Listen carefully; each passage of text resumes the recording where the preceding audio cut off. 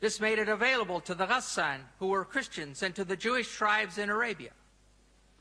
During this time, Sergius al-Rasini, who died in Constantinople in 536, one of the earliest and greatest translators from Greek into Syriac, translated various works on medicine, including 26 works of Galen.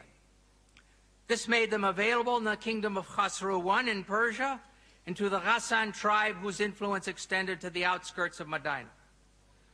Khosrow I, Arabic Kisra, king of Persia, was known as Khosrow the Great. His troops conquered areas as far away as Yemen, and he also loved learning and started several schools. The school of Jundi Shapur became, during Khosrow I's long reign of 48 years, the greatest intellectual center of the time. Within its walls, Greek, Jewish, Nestorian, Persian, and Hindu thought and experience were freely exchanged. Teaching was done largely in Syriac, from Syriac translations of Greek texts. This meant that Aristotle, Hippocrates, and Galen were readily available when the medical school at Jundi Shapur was operating during his reign. The next step was that the conquering Arabs compelled the Nestorians to translate their Syriac texts of Greek medicine into Arabic. The translation from Syriac to Arabic was easy, as the two languages had the same grammar. Concerning the local medical situation during Muhammad's life, we know there were physicians living in Arabia during this period. Harith ben Khalada was the best educated physician trained in the healing arts. He was born about the middle of the 6th century at Taif, in the tribe of Bani Thaqif. He traveled through Yemen and then Persia, where he received his education in the medical sciences at the great medical school of Jundi Shapur, and thus was intimately acquainted with the medical teachings of Aristotle, Hippocrates, and Galen. Having completed his studies, he practiced as a physician in Persia, and during this time he was called to the court of King Khosrow, with whom he had a long conversation. He came back to Arabia about the beginning of Islam and settled down at Taif. While there, Abu al-Khair, a king of Yemen, came to see him in connection with a certain disease, and on being cured, rewarded him with much money and a slave girl. Though Harith ben Khalada did not write any book on medicine, his views on many medical problems are preserved in his conversation with Khosrow. About the eye, he says that it is constituted of fat, which is the white part. And then the second is constituted with water, which is the black part, and of wind, which constitutes the eyesight. Well, these things we know to be wrong now, but this was Greek thought. All this goes to show the acquaintance of Harith with the Greek doctors. Summarizing the situation in a few words in his book, Histoire de la Médecine Arabe, Dr. Lucien Leclerc writes, Harith ben Khalada studied medicine at Jundi Shapur, and Mohamed owed to Harith a part of his medical knowledge.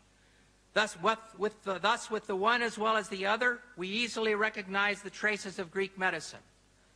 Sometimes Mohammed treated the sick, but in the difficult cases, he would send the patients to Harith.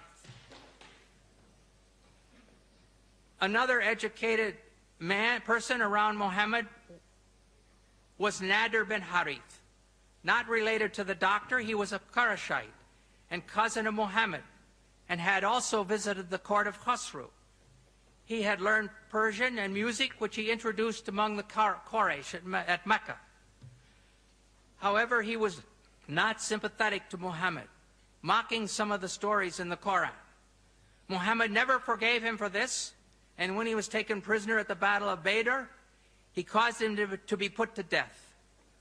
In summary, we see that 1. Arabs living in Mecca and Medina in 600 had political and economic relations with people from Ethiopia, Yemen, Persia, and Byzantine. A cousin of Mohammed knew Persian well enough to do his musical studies in it. 3. The Ghassan tribe, which ruled the Syrian desert over to the gates of Medina, used Syriac, one of the main languages used to teach medicine in Jundi Shapur, as their official language. An ill king of Yemen came to Taif to consult the physician Harith ben Khalada, who had been trained where? At Jundi Shapur, the best medical school in that world, and to whom Mohammed sometimes sent patients. 5, during Mohammed's lifetime, a new medical school was established in Alexandria, using the 16 books of Galen as their texts. This all shows that there was ample opportunity for Mohammed and the people around him to have heard of the embryological theories of Aristotle, Hippocrates, and Galen when they went to seek treatment from Harith ben Khalada and other local doctors. Thus, when the Quran says in the late Meccan Surah of the Believer, 40:67, "He it is who created you from dust, then from a sperm drop, then from a leech-like clot, that perhaps you may understand." And then in the Surah of the Pilgrimage, "O mankind, if you have doubt about the resurrection, consider what we have created, that we have created you from dust." It is correct for us to ask again, what were they to understand? What were they to consider? And here are the Quranic stages again. Nutfa, sperm; alaka, clot; mudagha, piece of meat; adam, bones; and 5, dressing the bones with muscles. The answer is very clear. They were understanding and considering that which was common knowledge, the embryological stages as taught by the Greek physicians. I don't mean that Mohammed's listeners all knew the names of the Greek physicians, but they knew the embryological stages of the Greek physicians. They believed that the male sperm mixed with the female menstrual blood to cause it to clot, and this became the baby. 2, they believed there was a time when the fetus was formed and unformed. 3, they believed the bones formed first and then were covered with muscle. Allah was using that common knowledge as a sign encouraging the listeners and readers to turn to Him.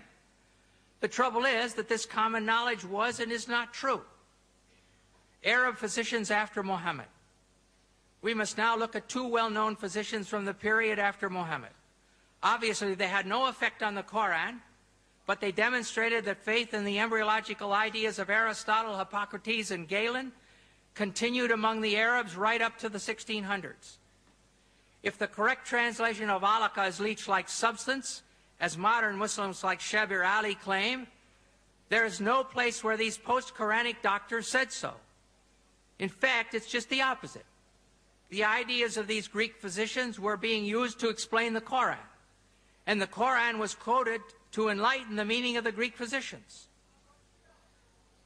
The human being takes its origin from 2, this is speaking about Ibn Sina, or Avicenna. The human being takes its origin from 2 things: the male sperm, which plays the part of factor; the female sperm, first part of the menstrual blood, which provides the matter. Thus we see that Ibn Sina gave the female semen exactly the same role that Aristotle had assigned to the menstrual blood. It is difficult to overstate the importance of Ibn Sina as a scientific and philosophical authority for the pre-modern Europeans. Then we're going to look at Ibn Qayyim al-Jawziyah. Ibn Qayyim took full advantage of the agreement between Quranic revelation and Greek medicine.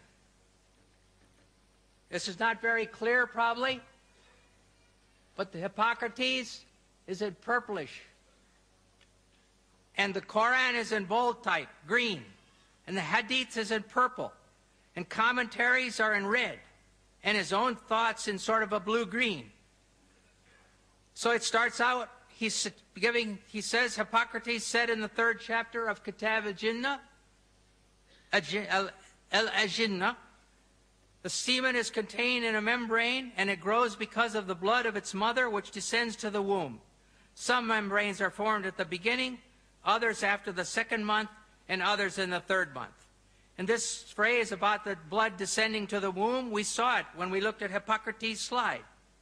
That is why God said, here the Quran is mentioned, He creates you in the womb of your mothers, by one formation after another, in 3 darknesses. That's Quran 39:6.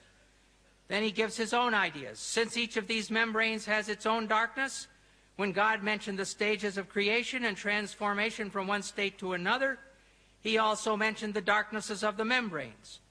Most commentators explain, and here are the words of the commentators, it is the darkness of the belly, and the darkness of the womb, and the darkness of the placenta. In a second example, we read, Hippocrates said, the mouth opens up spontaneously and the nose and ears are formed from the flesh,